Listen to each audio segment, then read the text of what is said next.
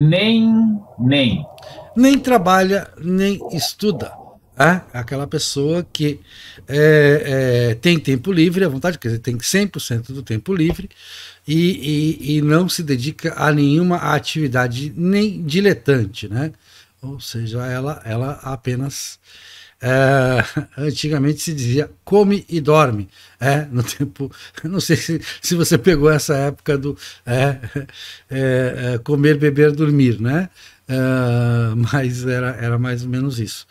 Então esse é um fenômeno, né, colocado em termos de sociologia no Brasil nos últimos 20 anos, que aumentou muito a quantidade de pessoas que chega, se forma, ou para no ensino médio, ou faz uma faculdade dessas do tipo assim, biblioteconomia, quer dizer que a chance é de 1 em 1 milhão de você conseguir um emprego na área, né, ou psicologia, que é 1 em 1.000, essas assim que, né, realmente, pedagogia, né, porque a gente forma muita gente de pedagogia, aí o pessoal tenta dar aula na escola pública, sempre há mais candidatos do que vagas, né?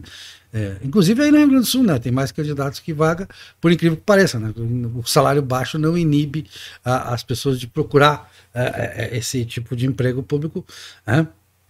Mas enfim, e aí as pessoas ficam naquela, não tem trabalho, não vai querer, não, por exercício de nobreza, né, para lembrar os velhos tempos lusitanos da nobreza, viver a moda da nobreza, que é não exercer ofícios mecânicos, então não trabalhar no sentido que a gente fala de trabalho mesmo, né, que exclui o servidor público, exclui o profissional liberal, trabalhar no sentido de cumprir uma função que tenha que usar as mãos, ou coisa parecida.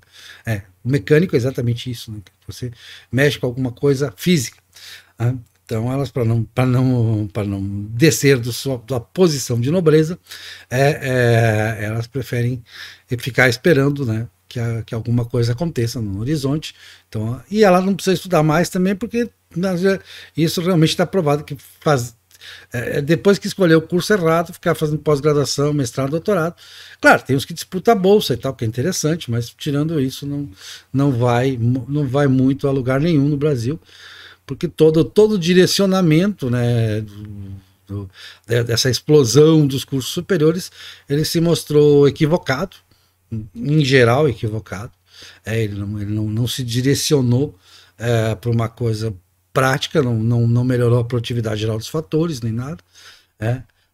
O país não teve ganhos de uma coisa que parecia necessária para ter ganhos, né, que se falava muito nos anos 1980, se falava, olha, nós temos que aumentar, porque nos outros países é maior, no Brasil é muito baixa a proporção de pessoas com ensino superior, ou ensino técnico também, muita gente fez escola técnica e também ficou naquela de fazer a escola técnica e de repente não passou disso, né?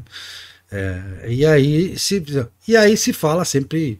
Aí nós estamos gravando em 2021, mas esse programa você pode estar vendo em 2050, vai estar na mesma, né?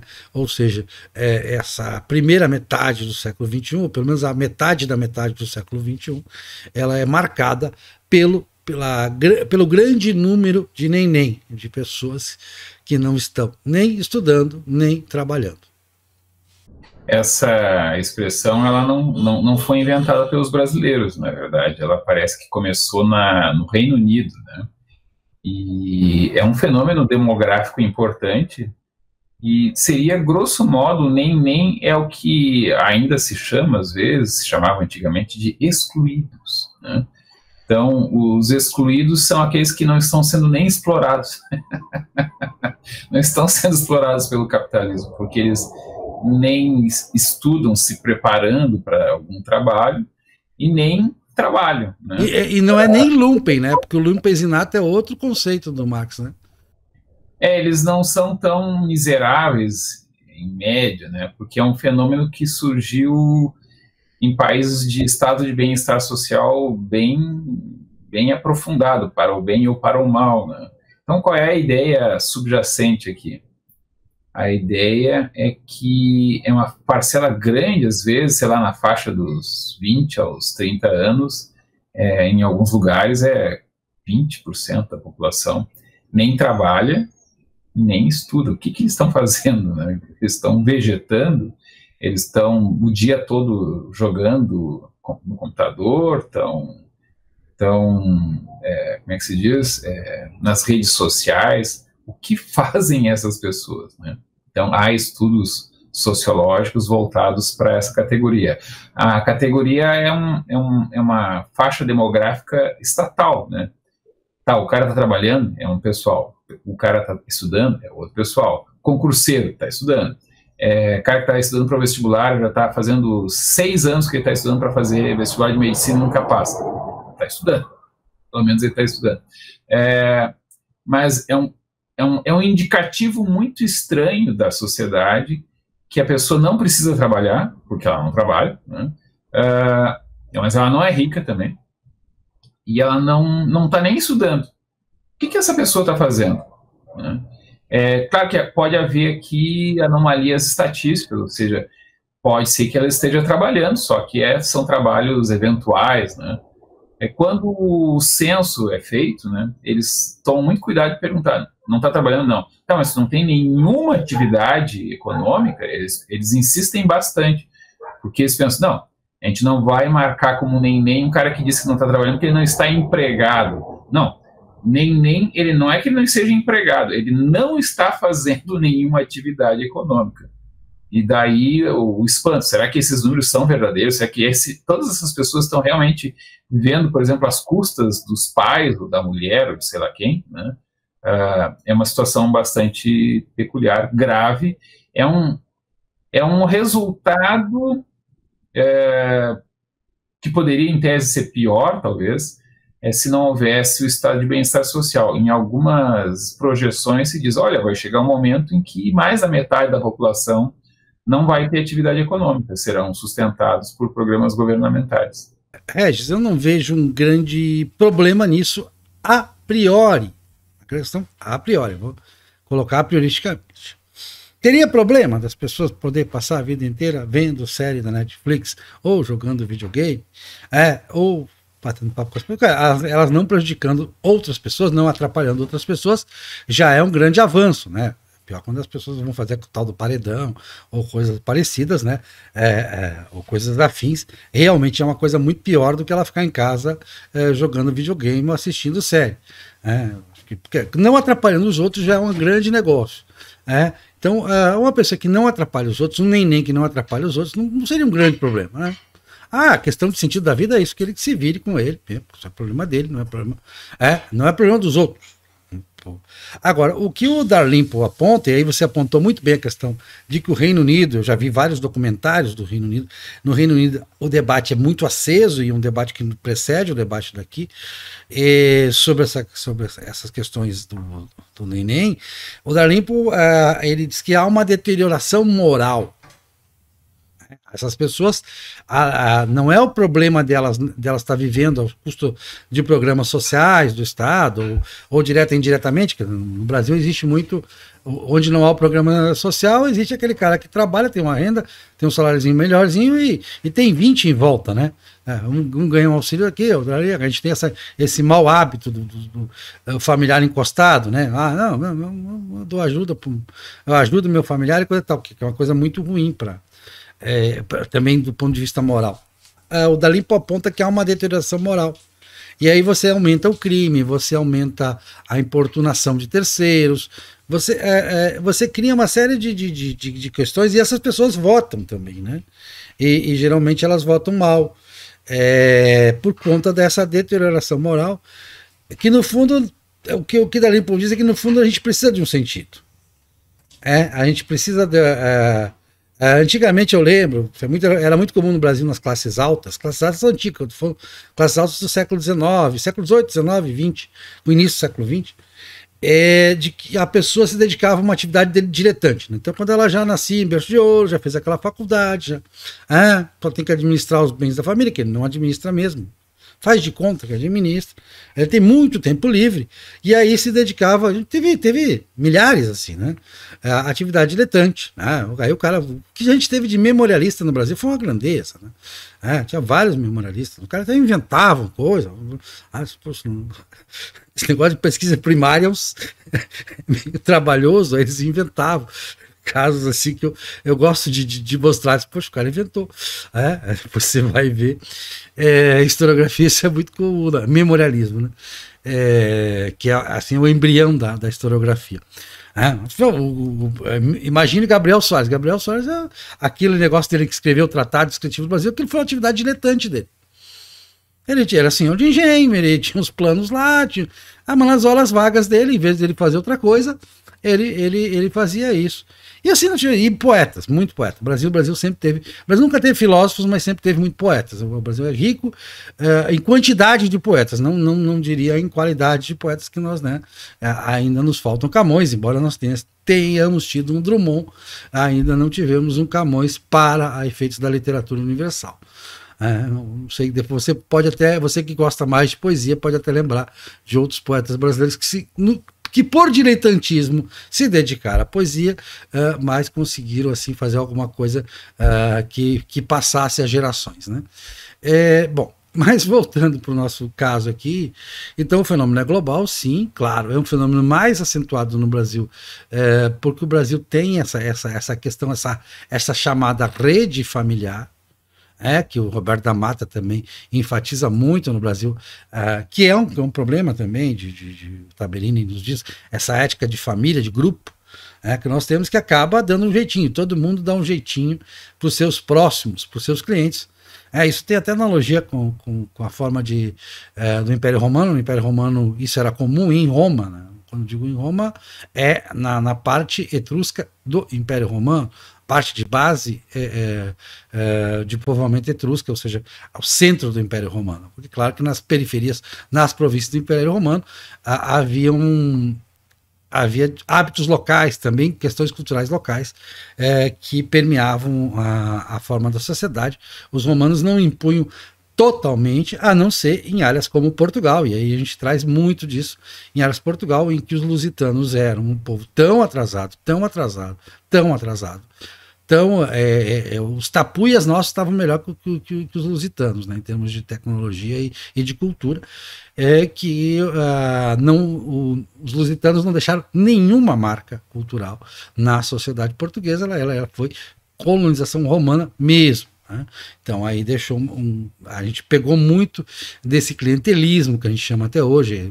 Em Roma se chamava cliente mesmo, né? Era clientelismo, era esse o nome e era esse o conceito, essa coisa, essa amplitude familiar, o patrono, o podesta, né? Aquela coisa, todo patronato, toda a questão do que fazer também com os desocupados, que Roma teve esse problema, né? Da Limpo também faz essa analogia. Olha, Roma deixou a coisa indo, quando viu, não tinha mais uma sociedade. Faltava uma. Claro que queda do Império Romano tem 100 explicações diferentes. Nenhuma delas bate totalmente, mas todas elas fazem sentido. Tem a lógica, mas a gente não tem como determinar qual é a lógica. As questões filosóficas são dadas a esses problemas de você poder buscar lógicas, mas não poder determinar qual a lógica correta e podendo eliminar as outras por exclusão. Então, voltando para a questão, a prioristicamente não vejo problema. Desde que você não atrapalhe os outros, está tudo bem, fica na sua casa lá, fica jogando videogame, ninguém vai se incomodar com isso, né? Você é mais uma boca para comer, mas o país produz muitos alimentos mesmo, está tudo certo. A questão não é essa, a questão é se isso leva a uma deterioração moral, como propõe Dalrymple. Certamente leva a uma deterioração moral e social, como propõe Durkheim, né? O conceito dele de anomia, eu penso que, de modo geral, se aplica fortemente ao nem. Né? Por quê? Nem, vamos ser um pouco mais técnicos, né? Nem é a pessoa que não trabalha, não estuda e não está procurando trabalho e não está cuidando de uma criança em casa, não está fazendo nada de produtivo, nem direta nem indiretamente. Ele não está ajudando alguém que é produtivo a ser produtivo, por exemplo. Tá? Então isso é um fenômeno muito esquisito, né? Em certo sentido, era um fenômeno comum às elites, né?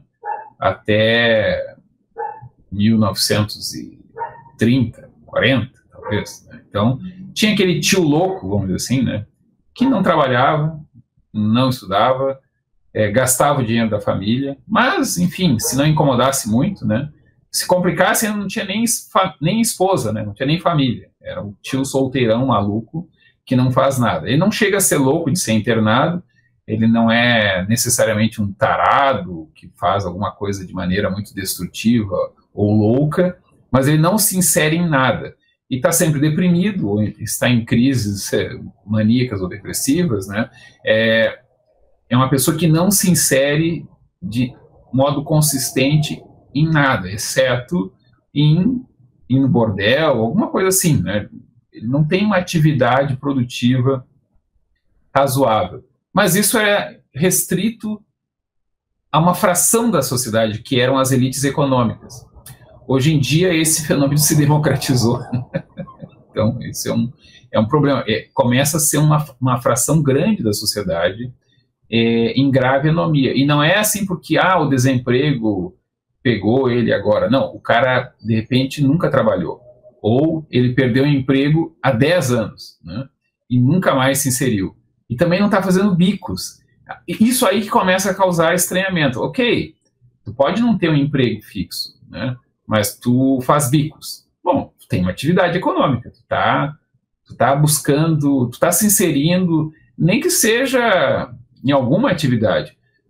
Pessoas aposentadas são nem? Não, é uma outra categoria. São pessoas que, por uma razão de saúde ou uma profissão muito privilegiada, se aposentaram muito cedo, né, ou se aposentaram precocemente por um problema de saúde, e aí essa pessoa eventualmente ou morre, né, porque a pessoa se deprime depois que fica aposentada, se ela não tem um outro sentido para a vida dela, ou ela começa a criar um grupo de amigos, então vai jogar, sei lá, xadrez ou gamão na praça, alguma coisa assim.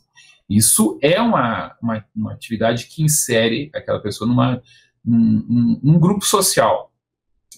Mas nós estamos numa situação em que o nem pode ser um cara, então, que vai todos os dias jogar futebol, vai jogar alguma coisa, vai jogar gamão, vai jogar carta, aí ele começa a entrar no problema de que ele pode entrar no submundo, mas tudo bem, eu acho que até a pessoa que está envolvida com o crime, ela não é um nem, porque ela tem, então, uma atividade econômica destrutiva, ela não está numa anomia a céu aberto, ela está numa anomia que acabou derivando, então, para uma atividade que, a princípio, seria interessante que fosse diminuída, né? Então, qual é o problema da anomia, né, lá nas análises do Durkheim? Uma pessoa que não está inserida em ter uma família, em manter uma família, em ajudar a cuidar os próprios filhos ou os filhos dos irmãos, das irmãs, que não está se preparando para trabalhar, que não está trabalhando de vez em quando, que não está trabalhando nunca, o que ela está fazendo, né? E que você chama, ela não quer. Isso é uma experiência que eu tenho. Você não quer ajudar aqui, eu tenho trabalho e tal, uma parceria e tal, não custa nada. Tente. Não. Acha completamente estranho. Não, mas eu conheço pessoas que são nem, mas na verdade não são, porque são pessoas que têm um problema de saúde mental grave e mal conseguem sair de casa, né? Ou seja, precisa muito sair de casa para ir fazer um exame, né? Ela sai de casa, é um evento para ela em que ela saiu de casa. Essa é uma pessoa que tem, sei lá, uma personalidade esquizoide bem grave, vamos dizer assim, né? Conversar com essa pessoa já é esquisita, a pessoa é completamente estranha e tem um problema de saúde grave, né? Mas o fenômeno do nem é um fenômeno social, são pessoas, em tese, normais, que não se sentiram pressionadas o bastante para, por exemplo, trabalhar. O que isso significa? Em muitos casos, a pessoa até tem uma formação razoável, mas ela nunca, não quero trabalhar nisso, ou trabalha por 1 mês ou 2, né? E lá pelas anos, ela, inclusive, que ela não foi porque ela queria, encheram a paciência dela para ela ir trabalhar, ela foi trabalhar, não gostou e não foi demitida. Às vezes ela não foi demitida, ou seja, as pessoas até não acharam ela muito pior do que as outras, mas ela não se interessou mais em trabalhar. Isso existe, tá? E isso é um comportamento que outrora, vou reiterar, isso era restrito às elites e era um problema social relativamente menor, porque era muito pouca gente que era da elite. Hoje em dia, a elite continua sendo uma fração relativamente pequena, mas este comportamento perdido, vamos dizer assim, de parte da elite, né, é aquele que não seria herdeiro, que ficava só incomodando, né, porque ele próprio estava meio... Ele não tinha uma boa perspectiva, já que só o primogênito que ia herdar tudo, né. Bom, este fenômeno, a partir ali depois da Segunda Guerra Mundial, ele começa a surgir como um fenômeno importante, não apenas restrito àquela pequena fração, a geração perdida da elite. Tá? Feita essa observação, claro que isso vai se agravar muito ao longo dos anos 80, 90, hoje em dia. Então, tem muita gente que... Bom, vamos pegar o meu exemplo. Né? Eu não sou um nem-nem. Eu sou professor, sou formado em Direito, sou formado em licenciatura em Dança, mas por aí tu já vê que grande parte da minha vida eu só não fui nem porque eu comecei a fazer mais e mais cursos. Isso já é uma coisa esquisita. Isso já é um sinal do nosso tempo, vamos dizer assim. É claro que um nem de carteirinha ele vai achar não, e você é naturalmente vocacionado por diletantismo. Mas o diletantismo não é nem. Então, vamos lá. O cara que é proprietário de empresa, de vez em quando ele até dá uma cuidada e conversa com o seu contador, né, ou com o seu gerente, né, pergunta como é que estão as coisas, ele delegou tudo, ele é responsável, se der problema ele vai ficar pobre. Né?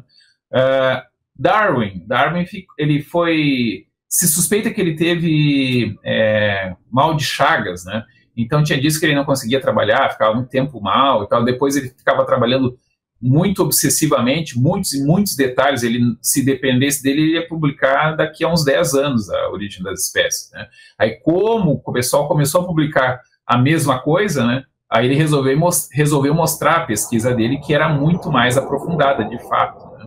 Mas ele não era um nem, ele era um proprietário de terras, né, criava pombos por diletantismo, mas esse diletantismo também fazia com que ele observasse a radicalidade da seleção artificial. Com base nessa observação da seleção artificial, ele começou a desconfiar que a seleção natural era também alguma coisa que teria influência. Então ele estava fazendo uma pesquisa. Era um trabalho diletante no sentido de que ele não recebia por isso, né? Mas era um trabalho muito sério, muito aprofundado. Então, muita gente fez porque gostou alguma coisa, não estava preocupado em se sustentar com aquilo, muito pelo contrário, uma fonte de despesa, muitas vezes, mas fez com afinco, fez com qualidade, e eventualmente estava errado, também acontece, né? Mesmo a gente fala muito da pessoa que, como é um trabalhador, é um pesquisador, é um cientista, mas pode ser que a contribuição à ciência tenha sido mostrar que várias hipóteses estavam erradas. Foi uma grande contribuição, mas assim, não é nada que vai assim entrar para a história como uma grande descoberta. O cara era realmente um pedreiro da ciência, vamos dizer assim, né? Ele carregava o piano, ou mandava 1000 estagiários carregarem o piano para ele. Enfim, isso é um trabalho bem inserido, inclusive remunerado. Professor tem um pouco esse caráter de uma coisa que a pessoa não faz por dinheiro. Claro que faz por dinheiro, né? Mas se tem essa ideia. Não, é a professora que, na verdade, quem vai ganhar dinheiro é o marido, então não precisa ganhar muito dinheiro. Tem um pouco essa ideia até hoje, eu acho. Mas nada disso é o neném. O neném é uma coisa muito estranha, muito esquisita e muito trágica, né? É uma pessoa que não está inserida nas formas de dar sentido à vida, que são as mais típicas. Então, religião, talvez seja uma delas, família, trabalho, ou estudo ou pesquisa. Nenhuma dessas coisas ela está inserida. O que essa pessoa está fazendo? Tu disse comendo e bebendo e dormindo, né? Eu acredito que há muitas pessoas que estão, digamos assim, inclusive inventando uma nova forma de viver em sociedade, que é uma vida para o lazer.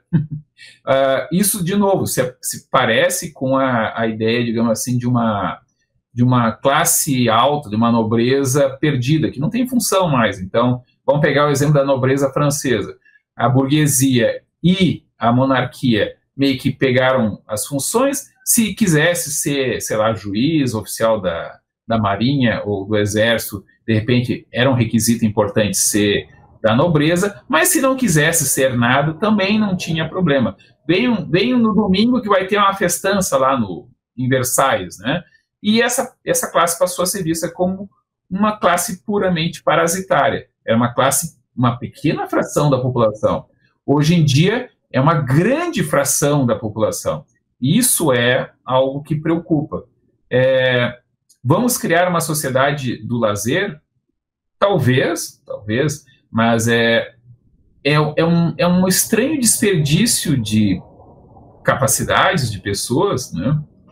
Em parte é uma solução nós podemos dizer que, em certo sentido, nós estamos superando a falta, assim, hoje não é bem verdade no mundo todo, mas, grosso modo, em países como França, Inglaterra, se poderia dizer que as necessidades básicas, se a pessoa não conseguir por conta própria ou pela família, o Estado proverá, tá?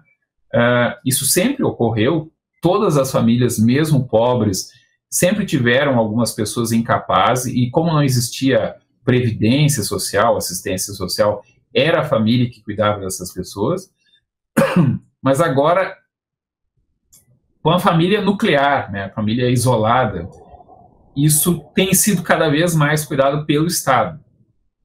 E parece que este amparo, em vez de diminuir o número de pessoas que necessitam, aumenta, como se fosse um estímulo para que as pessoas se colocassem nessa situação. Então, muitas dessas pessoas não estão nessa situação por um problema psicológico comum. Não é porque a pessoa tem uma doença que ela não pode trabalhar. Há um estímulo social que aumenta a margem de pessoas que caem nessa faixa. Assim como pode haver um estímulo social que aumenta o número de pessoas que vão para o crime, né? Então, essa é a tal da deterioração moral que já se discute há 60, 70 anos, que a social-democracia tem um perigo de levar a isso. Precisamos encarar isso com fatalismo, do tipo, tá, mas você não vai poder deixar as pessoas morrer de fome, né? Então a gente vai ter que conviver com isso. Em parte, talvez a margem até aumente ainda, talvez ela aumente, diminua, conforme a gente consiga arranjar atividades para essas pessoas, mas uma outra alternativa é talvez pegar pelo lado positivo. Isso que tu chama de diletantismo pode se tornar uma coisa mais caprichada, ou seja, se a gente conseguisse botar a pessoa que não está nem trabalhando, nem ajudando a cuidar os filhos ou doentes da família, e nem estudando para estudar ou trabalhar ou fazer essas coisas melhor, elas podem vir a fazer alguma coisa que tenha algum sentido social. Bom, aí pelo lado negativo nós temos os ativistas e os justiceiros sociais. Parece que um número grande de pessoas acham sentido para os seus dias fazendo, digamos assim, multidões furiosas, não mais nas ruas, mas nas redes sociais. No Brasil, brasileiro invade a internet do mundo inteiro, né? Escreve, inclusive, em português, em páginas de redes sociais de outros países. Os americanos, os outros acham estranho, né? Mas os brasileiros já invadiram várias redes sociais mundiais. Então, isso é um sinal de que talvez o nosso problema seja peculiar, né? O problema em inglês é muito barra pesada. O Dalrymple marca bem o quanto isso deteriora e o quanto isso deixa estagnada algumas comunidades e piora. Ele diz que piorou. Outro que aponta que houve uma deterioração em várias comunidades é o Sowell, né? O Thomas Sowell, sei lá como é que pronuncia o nome dele. Ele chama a atenção, olha, quando eu era jovem, havia violência, de vez em quando tinha uns tiros, né, onde eu morava, mas não era como hoje, era muito menos, né? As famílias eram desagregadas já um pouco, mas não é assim nem 10% do que é hoje. Então, houve uma piora.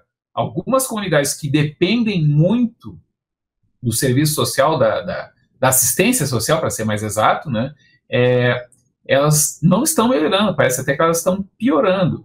Então, há um grau de anomia, e eu concluo com isso, né, que, de certa maneira, foi verificado em várias civilizações que entraram no que se chama de decadência. O que é decadência? Durante a decadência, na verdade, é um período de bastante riqueza, de bastante abundância, mas, ao mesmo tempo, de falta de objetivo, de perda de admiração na elite. Então, a elite, que sempre foi vista com uma certa desconfiança e rancor, né, ela passa a ser vista como completamente inútil, né, como completamente cínica, completamente sem valores, né, e essa falta de valores percebida na elite se expressa na disposição das pessoas de seguirem uma certa ordem social. E isso leva, às vezes, a um colapso súbito. A sociedade parecia que tinha o mais poderoso exército da região, né? Eram as pessoas mais saudáveis e gordas da região. E aí, de repente, em 4, 5 anos, tem uma quebra na safra, um povo estranho invade, e tudo se desfaz, né? E as pessoas pensam, como é que se desmanchou tão rápido? Como é que, em tão pouco tempo, a civilização que oprimia todo mundo ali na região se desfez, né? Porque alguma coisinha destabilizou o que faltava, o que sobrava, na verdade, ainda de estabilidade. Sem querer ser catastrofista, né? Eu acredito que há muitas formas de resolver isso e, ao mesmo tempo, acho que tem muitas variedades. Então, a civilização ocidental, né, tem muitas regiões diferentes, com culturas bastante diferentes. Até tem gente que vai zoar, né? Não, vocês brasileiros pensam que são ocidentais, vocês não são ocidentais. Claro que a gente é ocidental. Mas pode ser meio estranho dizer uma coisa dessa. Eu não sei, de repente, algumas civilizações que são muito menos perdidas do que a nossa estão rapidamente deteriorando nesse sentido. Essa questão do neném começou a ser investigada, eu acho que foi no Reino Unido, né? Hoje em dia também nós temos o fenômeno nos Estados Unidos das pessoas que não querem voltar a trabalhar, então as pessoas perderam emprego durante a pandemia 2020, né? E agora 2021 está se reativando a economia e as pessoas não estão querendo voltar. Teve empresa aí que estava pagando $50 para tu ires na entrevista de emprego, que as pessoas não estavam nem se dando ao trabalho de ir na entrevista de emprego. Então, esse é um fenômeno que está, de certa maneira, num estranho auge. A gente está há uns 20 anos, mais ou menos, com esse fenômeno chamando a atenção. Aqui no Brasil ele também é muito forte. Ele chama sempre muita atenção pelo desemprego do jovem. Então, o jovem que entre os 20 e os 30 anos não está empregado a maior parte do tempo. E 2, não está nem procurando emprego, né? E 3, agora as empresas estão pedindo para eles procurar emprego. Tem alguma coisa errada. Parece que é um período de grave desagregação social, no sentido de que não existe um papel muito claro para a juventude, né? E aí é aquela história, né? O Brasil é o país do futuro, não sei o que, os jovens são o futuro. Esse é um futuro bastante estranho que está se delineando, né? É um futuro do cara isolado no quarto, né? Batendo boca nas redes sociais, ou aqui no Brasil, aqui perto de onde eu moro, tem alguns lugares que são muito barra pesada, assim. O pessoal pensa que é só no Rio de Janeiro, né? E tu vê as pessoas na rua ali, né? Então, alguns devem ser traficantes, alguns estão ali vadiando, tudo mais, mas a maioria realmente não tem o que fazer. Eles estão ali porque não tem o que fazer. Eles estão ali, eu não sei bem, poderíamos até convidar alguém que trabalha com isso, um assistente social, um antropólogo, né? Porque é um assunto, assim, o assunto do futuro não é viagens espaciais, o assunto do futuro é o que as pessoas que, grosso modo, estão profundamente desocupadas e que hoje em dia não são mais uma pequena fração, 20% da população, 20% da população, o que elas vão fazer, se é que elas vão fazer alguma coisa.